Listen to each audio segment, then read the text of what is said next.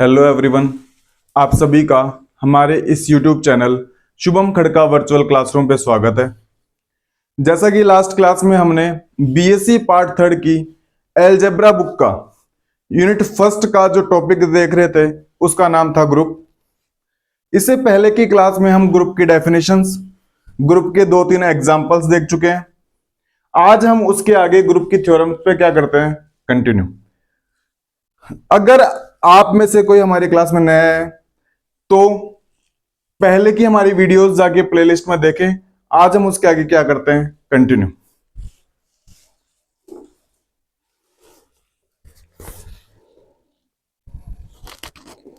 Theorem, ये group की first theorem है। ये कहना चाहता है if G star be a group, then if G star is a group, then इसमें 4 बातें प्रूफ करनी है। फर्स्ट है the identity of G is unique. If G star be a group, then show that the identity of G is unique. Second है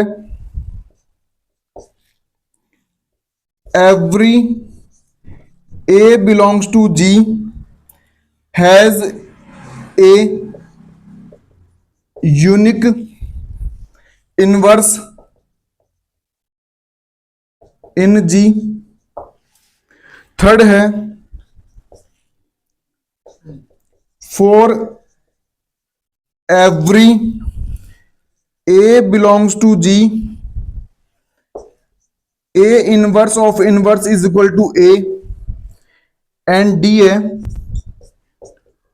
for all A comma B belongs to G, then show that A star of B inverse is equal to B inverse A inverse.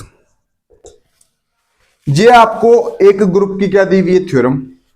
सबसे पहले तो आप में से अगर कोई group की डेफिनेशन नहीं आती है तो पहले हमारे ग्रुप पे जाके प्लेलिस्ट में जाके ग्रुप की क्या देखे, डेफिनेशंस। ये थ्योरम आपको तभी समझ में आएगी जब आपकी ग्रुप की डेफिनेशन बहुत ही क्या होगी, स्ट्रांग होगी, उस पर आपकी कमांड क्या होगी, अच्छी होगी। सबसे पहले हम देखना चाहते हैं कि इस थ्योरम में उसने क्या क्या हमें गिवन है। पहले थ्योरम को अच्छे से समझने की कोशिश करें, बाद में ही उसको क्या करें, स्टार्ट। तो बुक वाला कहना चाहता है कि मैंने आपको G स्टार एक क्या दिया है, ग्रुप। बुक वाला कहना चाहता है कि मैंने आपको G स्टार एक क्या दिया है, पहले से ग्रुप दिया है। पहले से क्या दिया है, ग्रुप। इससे पहले जब हमने 2 एग्जाम्पल किए थे तो उसके अंदर हमने ग्रुप प्रूफ किया था।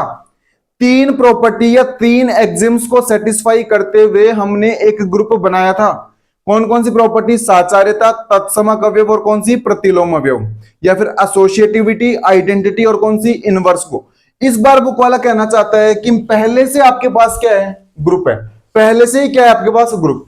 इसका मतलब G हमारा एक नॉन एम्प्टी सेट है। G हमारा एक क्या है, नॉन एम्प्टी सेट है। स्टार हमारा पहले से एक बाइनरी ऑपरेशन है।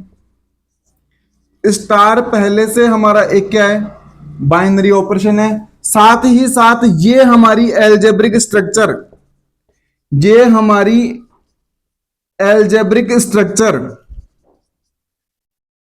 इन 3 प्रॉपर्टी को क्या करती है, पहले से सेटिस्फाई करती है। इस बार हमें प्रूफ करने की जरूरत नहीं है।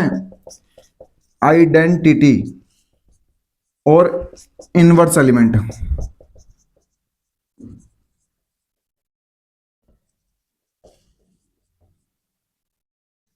यानी कि बुक वाले ने इस बार पहले से हमें क्या दिया है, ग्रुप दिया है। तो ये 3 प्रॉपर्टी हमें प्रूफ करने की जरूरत नहीं है। अगर बीच में इनका कहीं उपयोग आएगा तो हम इनका क्या करेंगे, उपयोग करेंगे, क्योंकि हमारा पहले से ये क्या है, ग्रुप। अब चलते हैं आगे। तो बुक वाला कहता है ठीक है, मैंने आपको एक ग्रुप दे दिया, एक एक करते हुए चारों को क्या करेंगे, प्रूफ। पहले इसको देखते हैं क्या कहना चाहता है। वो ऐसे कहना चाहता है कि आपको इस ग्रुप की क्या मिलेगी, आइडेंटिटी मिलेगी। इस ग्रुप की क्या मिलेगी, आइडेंटिटी। वो आइडेंटिटी होनी चाहिए यूनिक। वो आइडेंटिटी कैसी होनी चाहिए, यूनिक आइडेंटिटी होनी चाहिए। तो पहले तो हम ये देखने वाले हैं कि आइडेंटिटी होती क्या है और फिर यूनिक से क्या मतलब है। तो एक एक करते हुए हम चारों को प्रूफ करेंगे। पहले हम किसको प्रूफ कर रहे हैं, ए को। पहले किसको प्रूफ कर रहे हैं, ए को। एक बार के लिए मैं इनको हटा देता हूं, इनको फिर से लिख के आपको समझाएंगे।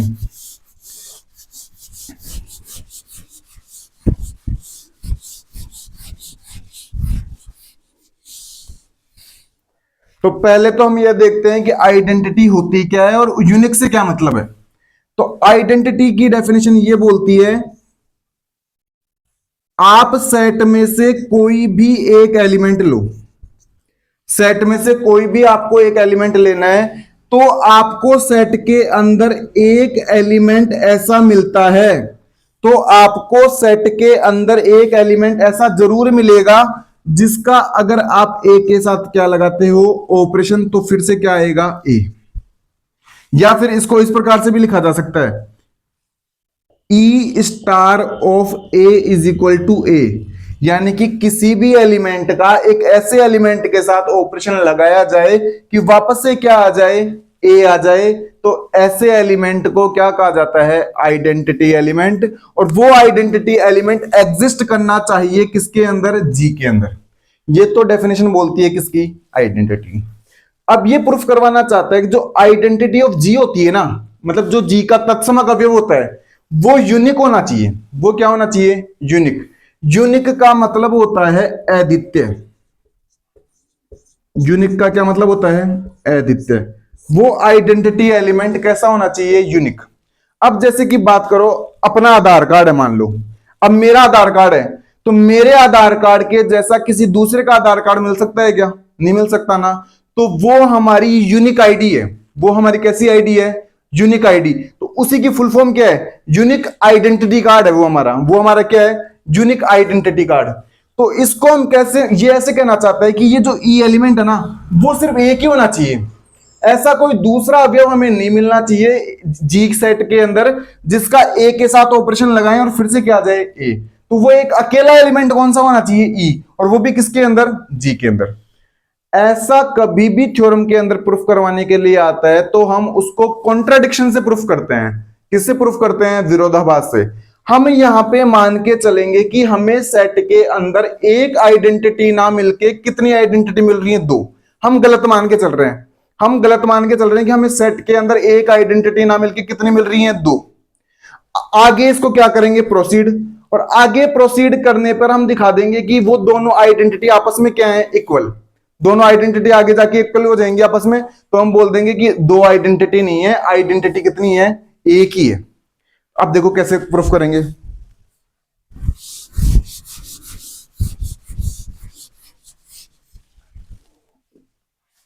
Let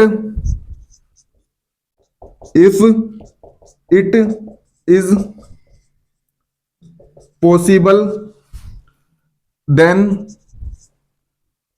the identity of the set G are E1 and E2। E1 and E2 हमने ये माना कि अगर मान लो पॉसिबल है, पहली बात तो ये पॉसिबल नहीं है, लेकिन हम मान के चल रहे हैं कि मान लो पॉसिबल है। तो पॉसिबल है तो फिर आइडेंटिटी कितनी मान ली, दो। Then by the definition, then by the definition, then by the definition. अब ग्रुप दिया हुआ है, पहले से ग्रुप दिया हुआ है, तो क्या ये आइडेंटिटी की प्रॉपर्टी वर्क करेगी, नहीं करेगी, प्रॉपर्टी वर्क करेगी। तो मैंने मान लिया कि मेरा कोई ये जी सेट था, जैसे कि मान लो ये मेरा जी सेट है। इस सेट के अंदर आइडेंटिटी तो होगी ना। तो मैंने मान ली कि एक आइडेंटिटी मेरी E1 है और एक आइडेंटिटी मेरी कौन सी है, E2। एक आइडेंटिटी मेरी कौन सी है, E1, और एक आइडेंटिटी मेरी कौन सी है, E2। अब एक बार के लिए मैं E2 को आइडेंटिटी लेके चल रहा हूं, क्योंकि एक बार में तो आइडेंटिटी क्या बनेगी, एक ही बनेगी ना। तो E1 मेरा कैसा एलिमेंट है, नॉर्मल एलिमेंट। तो अगर मैं E1 का ऑपरेशन E2 के साथ लगाऊं, क्योंकि इस बार आइडेंटिटी कौन सी है, E2, तो क्या आना चाहिए, E1। तो क्या आना चाहिए, E1 आना चाहिए ना, क्योंकि इस बार मैंने आइडेंटिटी किसको मान ली, E2 को। और क्या हम इसकी डेफिनेशन के अकॉर्डिंग इसको ऐसे भी लिख सकते हैं क्या, E2 star E1 equation number 1, क्योंकि इस बार आइडेंटिटी हमने किसको ली है, E2। अब अगली बार मैं आइडेंटिटी लेके चलता हूं किसको, E1 को। E1 को आइडेंटिटी लोगे तो इसका अगर आप E2 के साथ ऑपरेशन लगाते हो, E1 के साथ, तो क्या आएगा, E2 आएगा, क्योंकि इस बार आइडेंटिटी कौन सी है, E1 है। और क्या इसको ऐसे भी लिखा जा सकता है क्या, E1 star E2 equation number 2, क्योंकि ये जो आइडेंटिटी ऑपरेशन एलिमेंट रहता है ना, इसकी डेफिनेशन ये होती है, a star e is equal to a is equal to e star a. ये डेफिनेशन होती है किसकी, आइडेंटिटी की, ये डेफिनेशन होती है। तो चाहे इस प्रकार से लिख लो चाहे इस प्रकार से लिख लो, एक ही बात है, आएगा कितना, एक। अब एक बार आप इसको ध्यान से देखो, इक्वेशन 1 और इक्वेशन 2 को,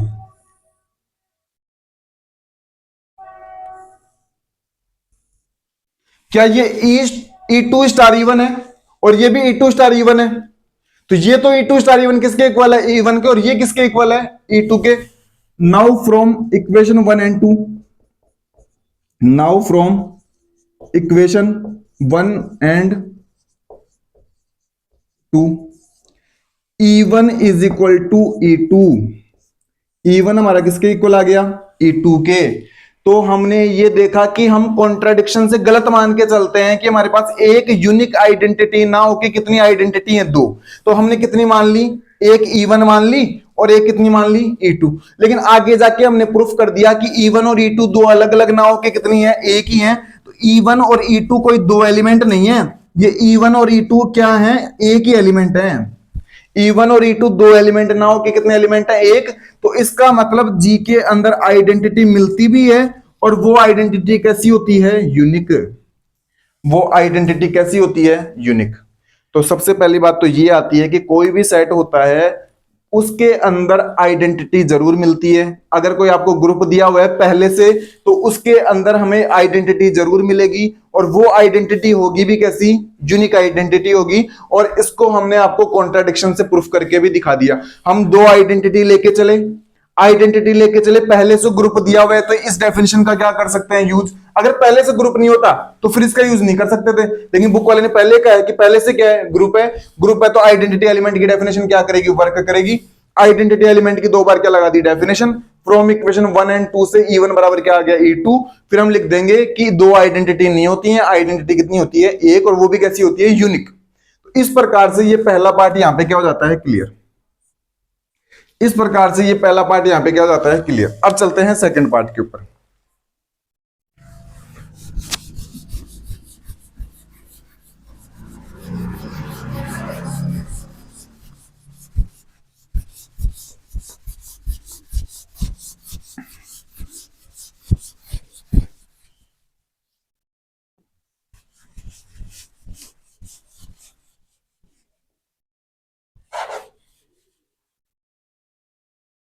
सेकंड पार्ट के ऊपर चलते हैं। इसका बी पार्ट बोलता है,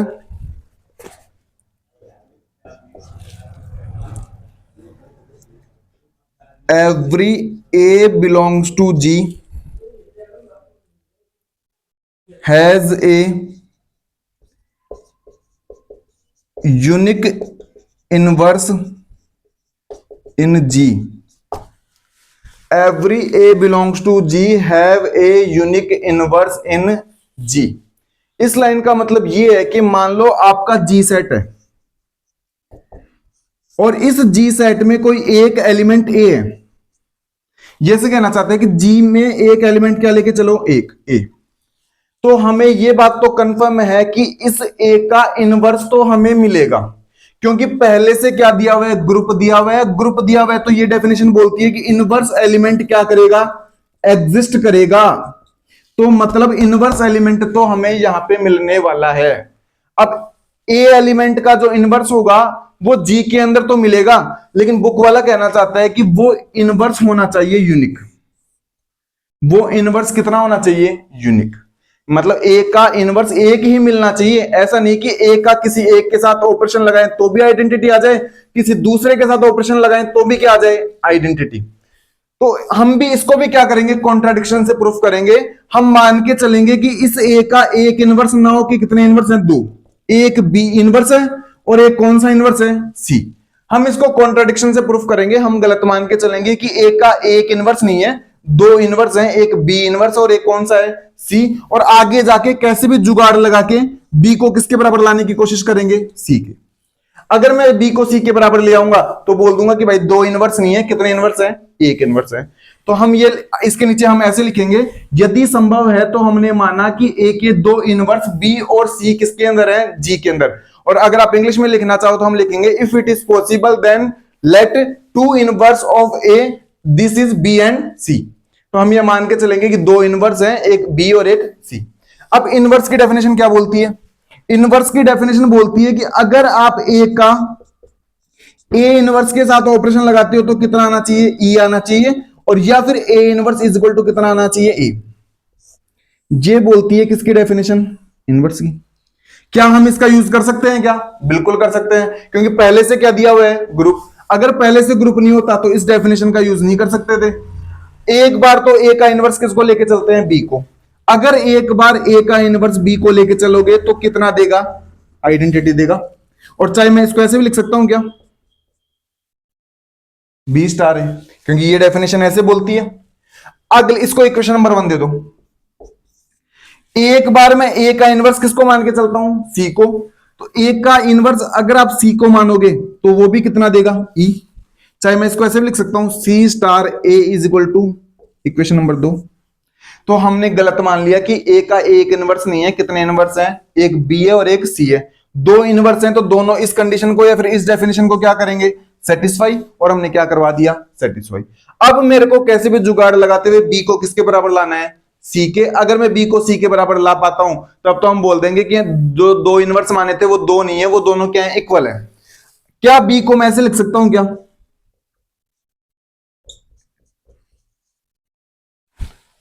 B is equal to b star e, बिल्कुल लिख सकते हैं। इसको इस प्रकार से हम इसलिए ऐसा लिख सकते हैं क्योंकि ई हमारा क्या है, आइडेंटिटी एलिमेंट। और हम जानते हैं कि आइडेंटिटी एलिमेंट का किसी भी एलिमेंट के साथ ऑपरेशन लगाया जाता है तो सेम ऑपरेशन आता है, सेम एलिमेंट आता है, सेम क्या आता है, एलिमेंट। क्योंकि आइडेंटिटी एलिमेंट किसकी तरह वर्क करता है, मिरर की तरह क्या करता है, वर्क करता है। तो इसको इस प्रकार से लिखा जा सकता है। और डेफिनेशन देखना चाहो तो कौन सी डेफिनेशन से, G2 से।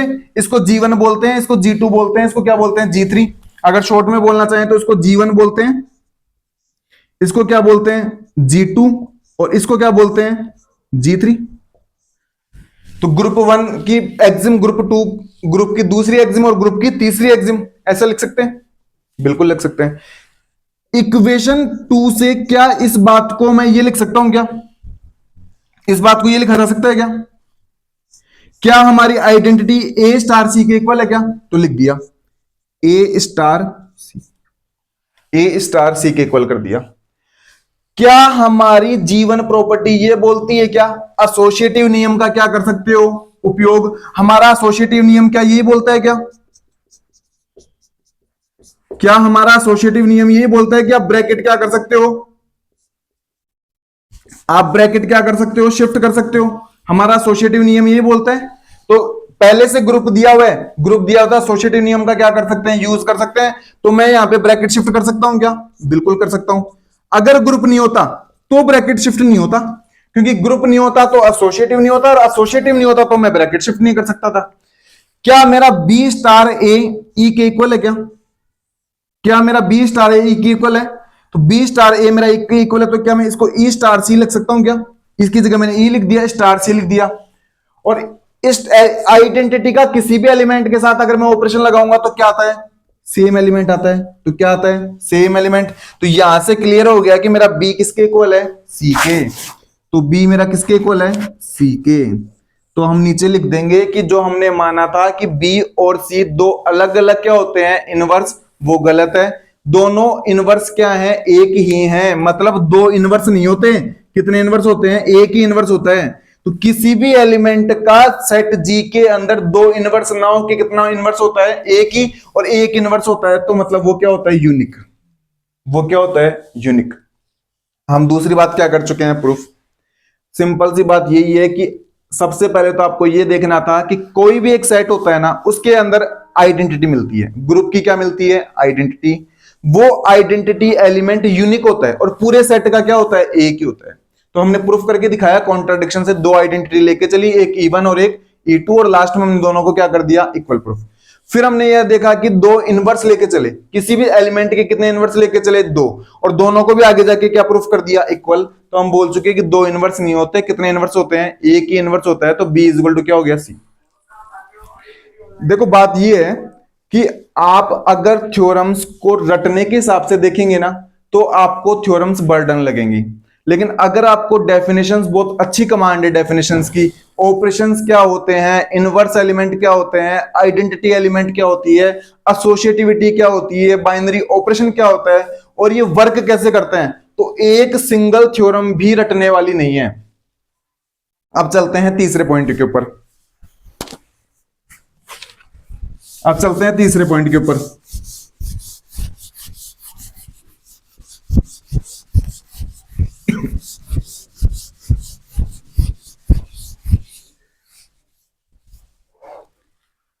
तीसरा पॉइंट बोलता है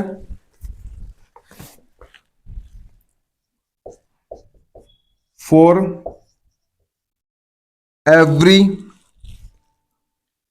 every A belongs to G, for every A belongs to G, show that A inverse of inverse is equal to A। हमें ये प्रूफ करना है। इसका मतलब ये है कि आप सेट के अंदर कोई भी एक एलिमेंट ले, फॉर एवरी का मतलब यही होता है कि सेट में अपनी मर्जी से कोई भी एक एलिमेंट ले ले, चाहे कहीं यहाँ पे को फॉर एवरी लिखा हुआ मिले, चाहे आपको ऐसा लिखा हुआ मिले, दोनों का मतलब एक ही है। चाहे आपको ऐसा लिखा हुआ मिले और चाहे फॉर एवरी लिखा हुआ मिले, दोनों का मतलब एक ही है। इसका मतलब है कि आप सेट में से अपनी मर्जी से कोई भी एक एलिमेंट ले सकते हैं। अगर उसके इनवर्स का इनवर्स करते हो, तो वो किसके इक्वल आना चाहिए, एक के इक्वल आना चाहिए। तो देखते हैं, प्रूफ करने की कोशिश करते हैं। पहले तो मुझे आप ये बताओ, क्या ये ग्रुप है? ग्रुप है तो आइडेंटिटी एलिमेंट, आइडेंटिटी का प्रयोग कर सकते हैं, G2 का प्रयोग कर सकते हैं ना हम। तो G2 बोलती है कि अगर आपके पास सेट के अंदर कोई एलिमेंट है, तो उसका इनवर्स आपको जरूर G के अंदर मिलता है, और वो भी किस प्रकार से मिलता है, such that A star of A inverse is equal to कितना, E। A star of A inverse is equal to E मिलता है। और इसको इस प्रकार से भी लिखा जा सकता है, ये बोलती है हमारी G2 प्रॉपर्टी, और G2 का हम यूज कर सकते हैं, क्योंकि पहले से उसने क्या बोला है, ग्रुप, और ग्रुप बोला है तो G2 हमारी क्या काम करेगी, वर्क करेगी। इतनी कहानी समझ में आती है ना। अब हम इधर ध्यान से देखो, अब क्या करते हैं, अब हमें कैसे भी जुगाड़ लगा के A इनवर्स के बराबर कितना लाना है, A लाना है।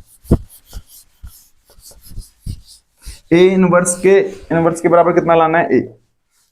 तो क्या ऐसा मैं लिख सकता हूं,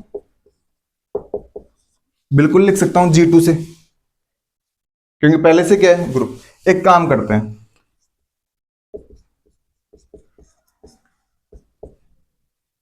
दोनों साइड में मैं ऑपरेशन लगा देता हूं इसका।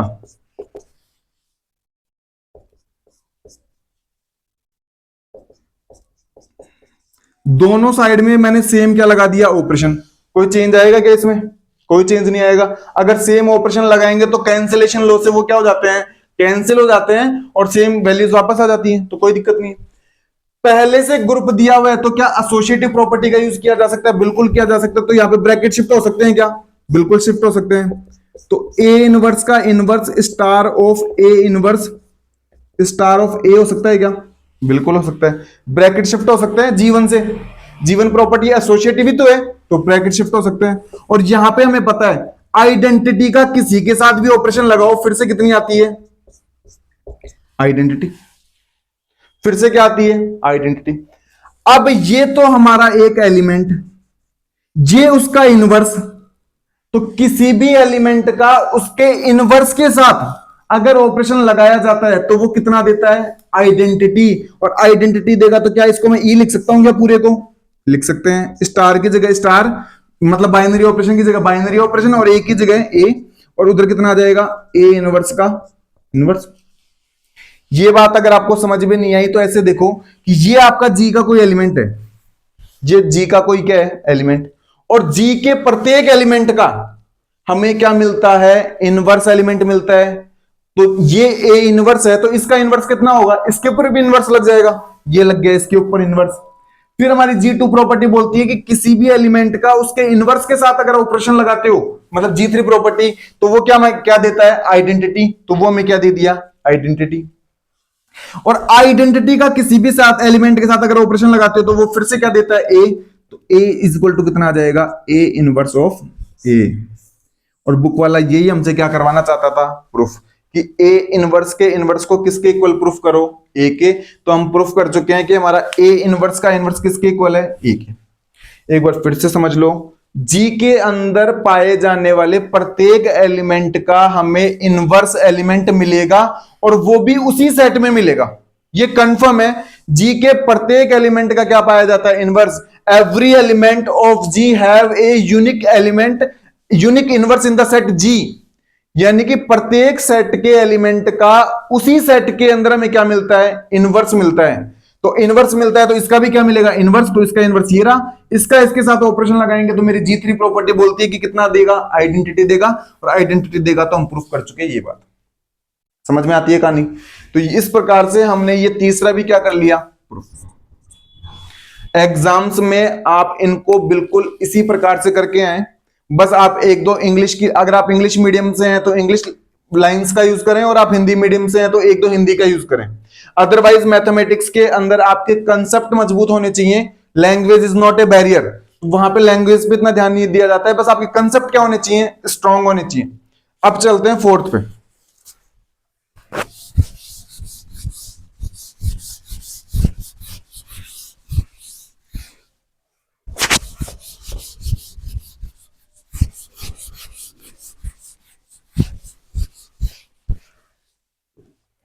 फोर्थ बोलती है,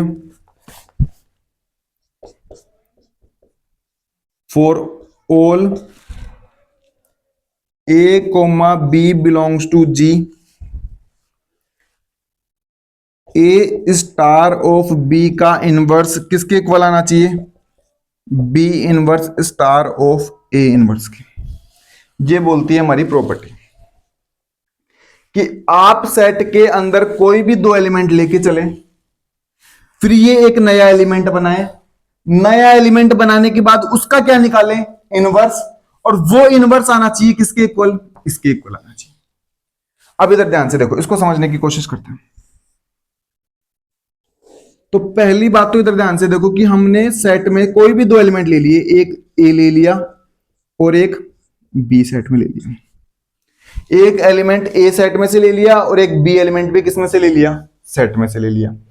अब हमारी क्लोजर प्रॉपर्टी ये बोलती है कि अगर आप ए और बी के बीच में ऑपरेशन लगाते हैं, ए और बी के बीच में ऑपरेशन लगाते हैं तो नया एलिमेंट बनता है, और वो नया एलिमेंट बन गया ये। और ये एलिमेंट भी आपका किसके अंदर मिलेगा, जी के अंदर मिलेगा। ये एलिमेंट आपका किसके अंदर मिलेगा, जी के अंदर। ये हमारी क्लोजर प्रॉपर्टी या समवर्तता प्रॉपर्टी बोलती है कि अगर आपने सेट में से कोई भी दो एलिमेंट लिए हैं और उनके बीच में ऑपरेशन लगाए हैं, तो ऑपरेशन लगाने पे जो नया एलिमेंट बना है ना, वो किसके अंदर मिलेगा, जी में मिल गया। अब ये एलिमेंट अगर जी में मिल आ गया, अब अगर मान लो जी के अंदर हमारा कोई भी है, मुझे नहीं पता कितने टोटल एलिमेंट है, लेकिन बुक वाले ने दिया है एक तो ए है और एक बी है। इनके बीच में ऑपरेशन लगा रहे हो तो इनके बीच में ऑपरेशन लगाने पे नया एलिमेंट ये बनेगा, और ये 100% कौन से सेट में जाएगा, इसी जी सेट में जाएगा, क्योंकि ये क्लोजर प्रॉपर्टी बोलती है। अब सेट इसके अंदर आ गया ये एलिमेंट, तो एक और बात कंफर्म हो गई कि इसका इनवर्स भी मिलेगा, इसका इनवर्स मिलेगा, और मिलेगा भी कौन से सेट में, इसी सेट में मिलेगा। तो बुक वाला कहना चाहता है कि इसका इनवर्स निकालो, और इसका जब इनवर्स निकालो ना तो वो इसके बराबर आना चाहिए। इस एलिमेंट का इनवर्स किसके इक्वल आना चाहिए, इसके। बस हमें ये प्रूफ करना है कि इस एलिमेंट का मैं इनवर्स निकालने की कोशिश करूं, क्योंकि इनवर्स के इक्वल प्रूफ करवा रहा है ना, इसका मैं इनवर्स निकालने की कोशिश करूं और वो कैसे भी जुगाड़ लगाते हुए किसके इक्वल आ जाए, इक्वल इसकी आ जाए, और हमारी यहां पे थ्योरम क्या हो जाएगी, खत्म हो जाएगी, या फिर क्या हो जाएगी, फिनिश। तो एक बात तो ध्यान रखना, कोई आपको ऐसे बोले कि आपका ए एलिमेंट जी में है, आपका बी एलिमेंट जी में है, तो इसका मतलब ए स्टार बी भी किसमें होगा, जी में, by closure property, by closure property, या फिर हिंदी में कहा जाता है इसको समवर्तता। क्या कहा जाता है, समवर्तता। अब मुझे एक बात बताओ, ये एलिमेंट अगर जी में आ गया तो इसका इनवर्स मिलेगा, और इसका इनवर्स मिलेगा तो मैं उसके साथ ऑपरेशन लगाऊंगा तो वो कितना आना चाहिए, आइडेंटिटी के इक्वल आना चाहिए। तो हमारी G3 प्रॉपर्टी बोलती है कि ये मेरा अगर कोई एलिमेंट है ए स्टार बी, इसका अगर मैं किसी ऐसे एलिमेंट के साथ ऑपरेशन लगाऊं और वो मुझे कितना दे दे, आइडेंटिटी दे दे, मान लो अगर मैं किसी ऐसे एलिमेंट के साथ लगाऊं और वो मुझे कितना दे दे, आइडेंटिटी, तो मतलब यहां पे जो मैं लिखूंगा एलिमेंट वो इसका क्या होगा, इनवर्स होगा, क्योंकि यहां पे इसका इनवर्स लिखने पे ही वो क्या दे सकता है, आइडेंटिटी दे सकता है, अदरवाइज वो आइडेंटिटी नहीं देगा। तो यहां पे मुझे एक ऐसा एलिमेंट लाना होगा जिसका मैं इसके साथ इनवर्स लगाऊं तो वो मुझे क्या दे दे, आइडेंटिटी। तो अगर मैं इस ए स्टार बी का ऑपरेशन इसके साथ लगाऊं, मान लो इसका ऑपरेशन अगर मैं इसके साथ लगाऊं और कैसे भी जुगाड़ करते हुए इसको आइडेंटिटी के इक्वल ले आऊं, इसका ऑपरेशन इसके साथ लगाऊं और कैसे भी जुगाड़ करते हुए इक्वल में क्या ले आऊं, आइडेंटिटी, तो एक बात तो क्लियर है कि ये एलिमेंट बनेगा इसका इनवर्स, क्योंकि इनवर्स के साथ ही ऑपरेशन लगाने पे क्या आती है, आइडेंटिटी। तो हमें कुल मिला के इसके साथ ऑपरेशन लगाने पे क्या लाना है, आइडेंटिटी। तो आइडेंटिटी लाने की क्या करते हैं, कोशिश, आइडेंटिटी लाने की करते हैं कोशिश। तो एक काम करते हैं, इसको एक बार के लिए ए मानो, इसको एक बार के लिए बी मानो, और इस पूरे को एक बार के लिए सी मानो, इसको ए, इसको बी, और इस पूरे को एक बार के लिए सी। तो हमारी एसोसिएटिव प्रॉपर्टी बोलती है कि आप ब्रैकेट क्या कर सकते हो, शिफ्ट, और ब्रैकेट शिफ्ट कर सकते हैं। तो क्या मैं ऐसे लिख सकता हूं क्या, a star b star B inverse star A inverse. Associative property का यूज कर सकते हैं, क्योंकि पहले से ग्रुप दिया है, पहले से ग्रुप दिया है, तो ब्रैकेट मैंने क्या कर दिए, शिफ्ट कर दिए, ए स्टार। यहां पे फिर से ब्रैकेट शिफ्ट हो सकते हैं क्या, बिल्कुल, इसको ए मानो, इसको बी मानो, इसको क्या मानो, सी, तो ब्रैकेट फिर से शिफ्ट होंगे तो कितना आएगा, B star B inverse star A inverse, A star B inverse. मेरा बी एलिमेंट किसके अंदर है, जी के अंदर, बी एलिमेंट जी के अंदर है, तो बी इनवर्स भी किसके अंदर मिलेगा, जी के अंदर, और बी का मैं बी इनवर्स के साथ ऑपरेशन लगाऊंगा तो 100% है क्या मिलेगी, आइडेंटिटी। और ये कौन सी प्रॉपर्टी है, G3, तो यहां पे तो कितना आ जाएगा, आइडेंटिटी स्टार ए इनवर्स। फिर हमें पता है कि मैं आइडेंटिटी के साथ किसी एलिमेंट का ऑपरेशन लगाता हूं तो मुझे फिर से क्या मिलता है, सेम एलिमेंट। क्या मिलता है, सेम एलिमेंट। ए का किसी ए इनवर्स के साथ ऑपरेशन लगाऊंगा तो 100% है, मुझे क्या मिलेगी, आइडेंटिटी। हमें क्या मिलेगी, आइडेंटिटी। मतलब मैंने इसका इसके साथ ऑपरेशन लगाया और मुझे क्या मिल गई, आइडेंटिटी। तो वो तो एक ही शर्त पे संभव है, जब मेरा ये एलिमेंट किसके बराबर आ जाए, इसके इनवर्स के, इसके इनवर्स के क्या आ जाए, ये बराबर, क्योंकि किसी भी एलिमेंट का उसके इनवर्स के साथ ऑपरेशन लगाने पे क्या मिला करती है, आइडेंटिटी मिलती है, अदरवाइज आइडेंटिटी नहीं मिलती। तो इसका मतलब ये एलिमेंट इसके किसकी तरह काम कर रहा है, इनवर्स की तरह काम कर रहा है, और ये इसके इनवर्स की तरह काम कर रहा है, तो ये किसके इक्वल है, इसके इक्वल है। और बुक वाला ये चाहता था कि यही क्या करो, प्रूफ करो। तो इसका इनवर्स हमारे किसके इक्वल हो गया, इसके इक्वल, और ये इस प्रकार से हमारा फोर्थ भी क्या हो गया, कंप्लीट। इस प्रकार से हमारी ये थ्योरम क्या होती है, कंप्लीट होती है। एक बार मैं आपको फिर से बता देता हूं। सबसे पहले तो आप ग्रुप की डेफिनेशन देखें, ग्रुप की डेफिनेशंस देखने के बाद ग्रुप के एग्जांपल्स देखें, बिल्कुल सीक्वेंस से पढ़े। ऐसा नहीं कि ग्रुप की डेफिनेशन देखी नहीं सीधे थ्योरम्स पे आ गए, एग्जांपल्स देखे नहीं सीधे थ्योरम्स पे आ गए, तो आपके कंसेप्ट क्लियर नहीं होंगे और आपको चीजें रटनी पड़ेंगी। सबसे पहले ग्रुप की डेफिनेशंस देखें, ग्रुप की डेफिनेशंस देखने के बाद उनके एग्जांपल्स देखें, एग्जांपल्स देखने के बाद थ्योरम्स पे आए।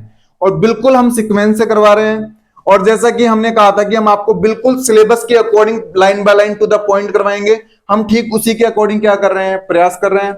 अगर आप हमारे चैनल पे नए हैं तो हमारी वीडियोस को क्या करें, शेयर करें, अपने फ्रेंड्स तक पहुंचाएं, जिससे हमारा मोटिवेशन बना रहे।